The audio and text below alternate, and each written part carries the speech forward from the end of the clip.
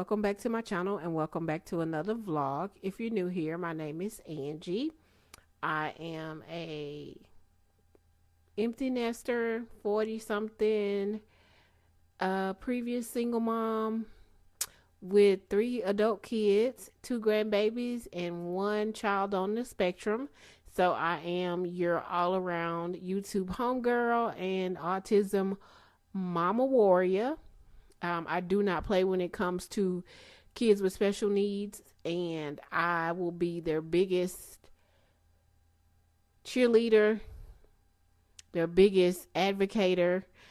2 things I do not play about is elderly people, babies and babies, kids, and people with special needs. Don't play with me. Do not play with me. So anyway, if you're new here, welcome. Please don't forget to like, comment, and subscribe. I would greatly appreciate it. My channel is small, but it is very mighty.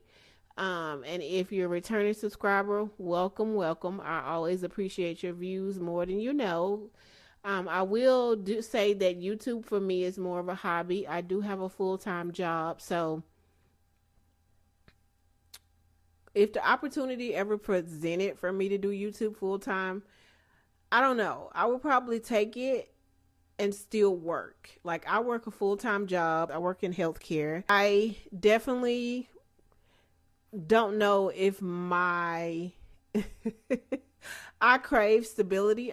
I crave stability. So I don't know, with the ups and downs of YouTube, I don't know if I would really do YouTube full time, because I like knowing when my next paycheck is gonna come and what it's gonna look like. And I know with YouTube, the pay can be up and down. Sometimes you may get more, sometimes you may get less, sometimes you may not get nothing at all. If I was to blow up tomorrow and the opportunity would present itself, I would definitely probably work full time and do YouTube full time. It would be hard, but I would definitely try to do both. Because I'm not getting any younger. I'm approaching retirement, so I really do need the stability of having a 401k, health savings, all that good stuff. So yeah, so what I wanted to do today is to just hop on and just have a little chat about therapy. If you're in therapy, or you thinking about going to therapy, or even if you think therapy is a joke, I just want to give you my insights as far as what I have gotten from being in therapy. So if you've ever, like I said, if you've ever been thinking about getting therapy, or if you've been thinking that therapy is not for you, or if you think that therapy is a joke, or if you just never thought about getting therapy at all, I just wanted to share some of my takeaways from being in therapy for the last couple of months. Like I said, I'm a newbie to this, and I've never been against therapy. It just never crossed my mind to actually get therapy. To me, music is my therapy, and I'm gonna tell you what my favorite genre of music is right now, because I noticed that as I get older, my taste in music evolves, and I want to listen to more like chill, mellow, like calming music. And I love lo-fi music, and I think I love lo-fi music because of me starting to do YouTube. When I first started watching videos, I started watching a lot of videos with lo-fi music in them. And when I'm working at my desk and I'm, going through my day, lo-fi music keeps me calm. And by the way, if you love lo-fi music, if you do, Spotify is a good source of playlists for lo-fi music. If you never listen to lo-fi music, you should try, because one thing I like about lo-fi music, if you have a lot of anxiety like I do, and sometimes you're just a big ball of stress, put on some lo-fi music. And they have different playlists for like chill, just different types of activities. So definitely try lo-fi music. It is the most. I remember one time I was getting off work, and my Lyft driver, she was playing lo-fi music, and she was like, I hope you don't mind, I like listening to lo-fi music. I was like, girl, me too. I just got off work. I need to de-stress. You ain't said nothing but a word, cause baby, I love me some lo-fi music. I'm not gonna lie. Another genre that I'm getting off into is blues. King George. I'm loving. I used to hate blues. I used to think blues was the funniest thing ever. But I tell you one thing: the more you go through life and you go through things, those songs that hit, or they make you like it hits on things that you've been through. You will notice that as you get older, your taste in music will start to change. Sometimes, not all the times, but your taste in music will definitely change. So I say that all to say, let's grow together. Okay, so let's start with the reason why I started therapy. The reason why I started therapy is because I noticed that my stress and anxiety was starting to manifest in physical form. Whenever I'm anxious, I literally can feel it on the inside. Like I'll get like a pain that's right here in my shoulder, like kind of right off in this area, and I'll have to do this because it just it's always right here. And also, I was getting symptoms of stress breakouts. I would start breaking out. Um, Especially around in this area right here. I would just get breakouts. Um, my hair would start thinning around the edges. You know, my edges have always been thin, but I noticed that when I'm really stressed out, I start losing more and more of my edges. I started getting migraines is definitely one of the symptoms of me being stressed out. I don't have them frequently, but I have them when I get to the point of being so stressed out that the migraines are kind of like a way of my body releasing the stress, because I only get them when I get to a certain point. When I haven't had them for a while and I go so long with being stressed out, it's like it's a manifestation, a way of my body expelling the stress. and and I have migraines with auras, so I can usually tell because my vision gets distorted first, and then the migraine usually follows. But then I also started having silent migraines where I would get the auras and not the I would get the auras but not the actual headache. And then my hands would start tingling. So I was like, okay, this can't be healthy. I got to do something. I got to do something. A lot of my stress comes from just being just the stress of having a special needs child, like the weight that it puts on you as a parent, the level of outside of the box thinking you have, the level of structure you have to have. Being a special needs parent is a it's kind of like being blind. You will never know what it's like to be blind until you're actually blind.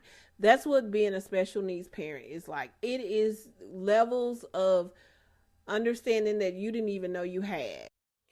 And don't get me wrong, like I love being a mom. Like I loved my years of being a mom when my kids were younger. I feel like the years went by so fast and I missed a lot of it now that I look back on it. But like they say, the days are long, but the years are short. So, and I would think like, why would God give me a special needs child out of all people? I'm not patient. I'm the least patient person ever. I get mad when people take too long to do simple things that I ask them to do. And then it's like, dang, calm down. But now that I look back on it and the type of person that I am, I was actually the perfect person to have a special needs child because I work in healthcare. Like literally, when I worked as an MA, like I had to have so much grace and patience and understanding with people. Anytime you work in healthcare, you have to have compassion. So why would not be a special needs mom? Why would not be a special needs parent? Why wouldn't he pick me? But and I'm glad he did. I'm glad my son didn't go to anyone else but me because he is such a sweet boy. And I would have hated for him to end up with somebody that would mistreat and abuse him. So Thank you, God. You did your big one on that one. So, but yeah. So back to therapy. The reason why I started therapy is because my symptoms were manifesting physically, and I noticed that my negative talk was getting kind of worse. I was the type of person that I would think about problems that hadn't even existed yet. At night was the worst. Like I would lay up and think like, okay, what if I get up in the morning and then my car doesn't start? How am I going to get to work? What if I get somewhere? I would think like, what if I get to the grocery store and get my groceries, I come back out and my car doesn't start? Who am I going to call? What am I going to do? Well, a lot of that was because I didn't have a support system. Yes, I have a lot of siblings, but most of the times I don't live anywhere near my siblings. And there was a point where I was the only one in my city that was a relative, that was in my city as a sibling, and my siblings lived like 30 minutes away. And so I had to internally have internal conversations with myself, which escalated, my self talk. I would be like, "This is literally me, girl. What do you think he? Do you think what he did is wrong, girl? Yeah, what he did was messed up. Are you sure? I'm sure." So I developed some really unhealthy habits with just coping with life. And I definitely am not the type of person to express when I'm going through something. I'll try to work things out. I don't like asking people for things. I will literally wait till the ninth hour until I have no exhausted all other options to ask somebody for help. I don't express my emotions very well. I used to be way worse when I was younger because when I got mad, I just got quiet. What's wrong with you? Nothing. I would be so passive aggressive it would not even be funny. Somewhere along the line I've just learned that when you're mad about something or when you don't like something, to be quiet.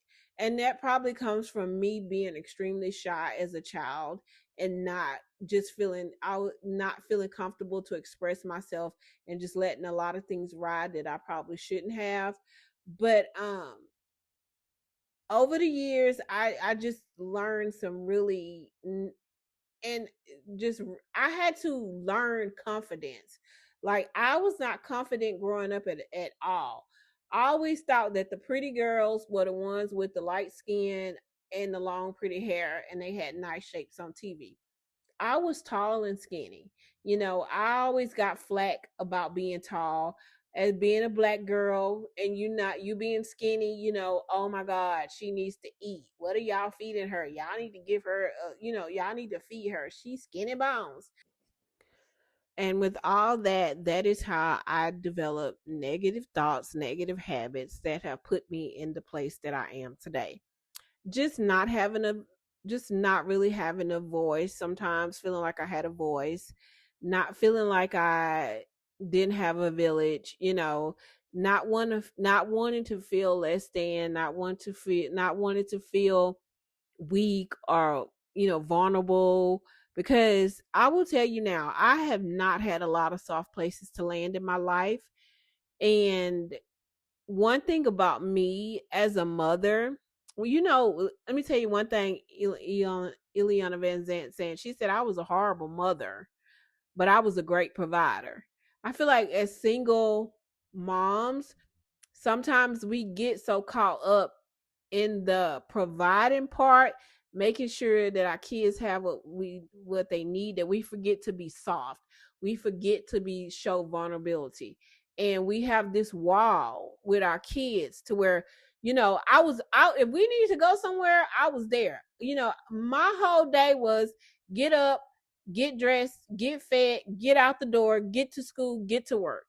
Okay. We get home, get off the bus. I get from work, stop by the grocery store, get home, cook dinner, check homework, get a bath, wash dishes, do laundry, get ready for bed, get up, do it all over again the next morning. There was nothing outside of that because, like I said, I didn't have a soft place to land.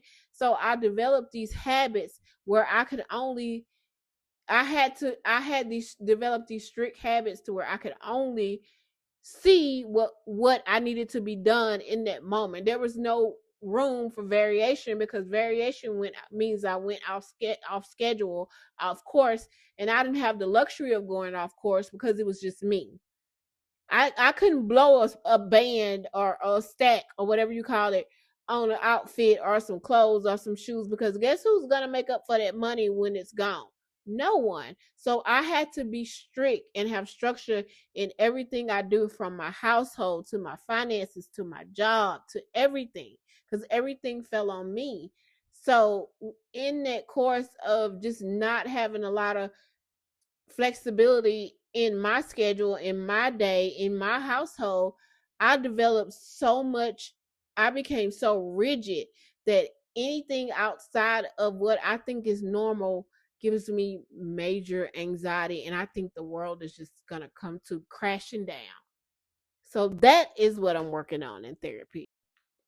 And so now I'm learning that just because the schedule changes and things change doesn't mean it's the end of the world.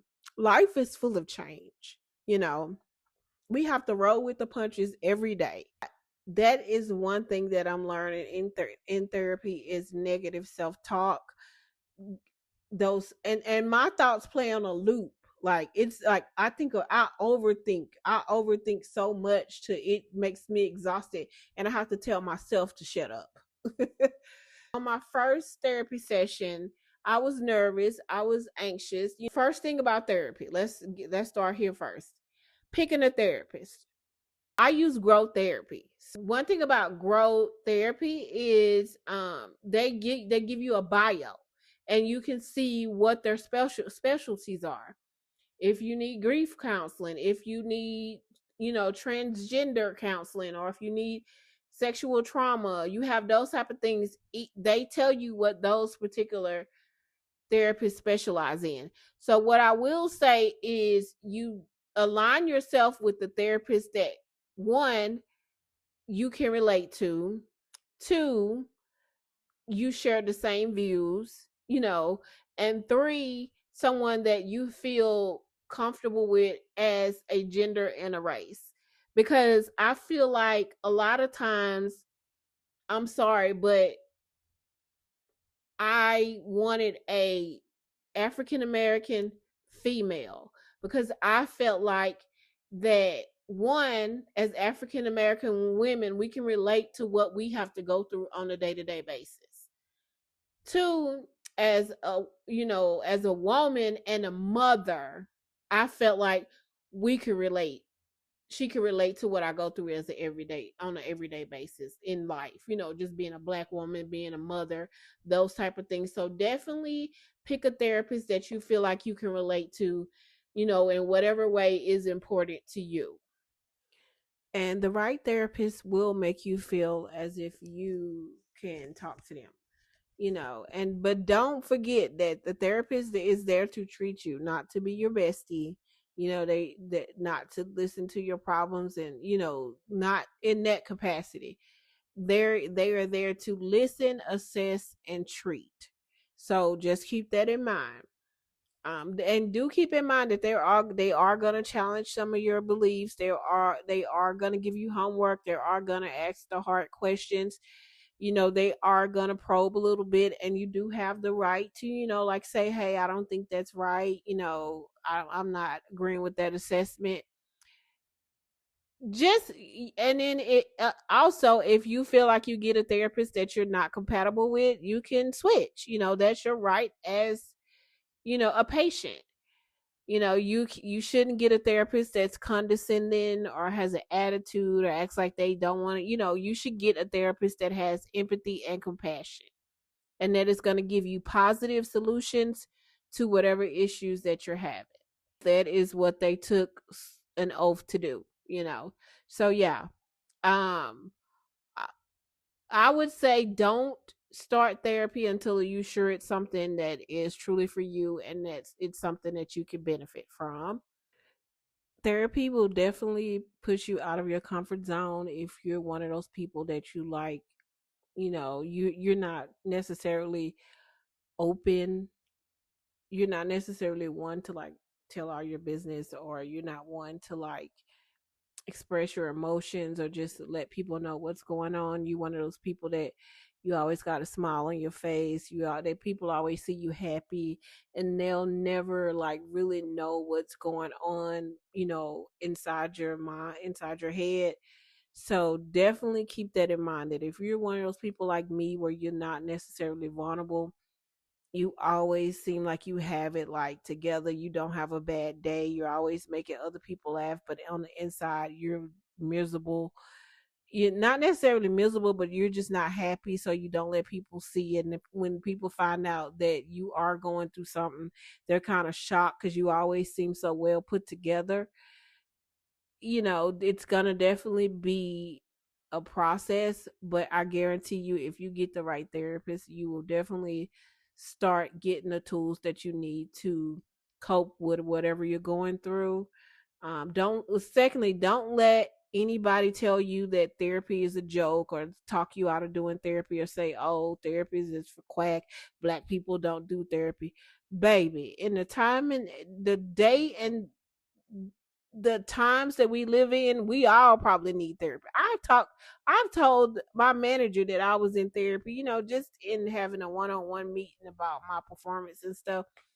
And she even said, baby, I think I need therapy. But she was like, I can't even find the time to do therapy because she's a manager. So you'd be surprised how many people, if you mention the word that you go to therapy, how many people will say, oh, girl, I probably need to be in therapy too, because Lord knows I got issues too. So don't let anybody talk you out of like making you think that going to therapy is a bad thing, because I guarantee you we all could benefit from some therapy, because we all have some type of trauma. Trust me, we do. We just hide it. Some just hide it better than others. Nobody has gotten through their childhood unscathed. Trust me, because our parents were human and they had their own crap too. So starting therapy is just like starting a YouTube channel. In the beginning, you have no idea what you're doing. You're watching, you're just fumbling, trying to make a video. You feel awkward, you feel stupid, you feel frustrated. But eventually, you start to make one video, then another video, and next thing you know, you got a full-fledged YouTube channel. So starting therapy is kind of like that. It's gonna be hard, it's gonna be different, it's gonna be weird, but at the end of the day, if if you stick with it, you'll start seeing results. And yeah, so that's all I wanted to say for today. I'm not gonna make this video long, but if you are thinking about starting therapy, you've been spun on your mind something that you want to do, I would say just do it. We're only here for a short time. This is not our home. We're just passing through until to get till we get to the other side with our sweet Jesus, but yeah, just do it. We live in an age with this 2026, with all the stuff that's going on in the world, no one should be giving anybody grief about going to therapy. So it's your life, it's your thoughts, your feelings. So do what you want to do. Okay. So I'm going to end this video here. I hope you guys have enjoyed our little chit chat. If you have any questions, please leave them down below. And like I said, if you're new here, thank you for watching. If you're an OG, I love you all. Please don't forget to like, comment, and subscribe. And I will see you guys in the next one.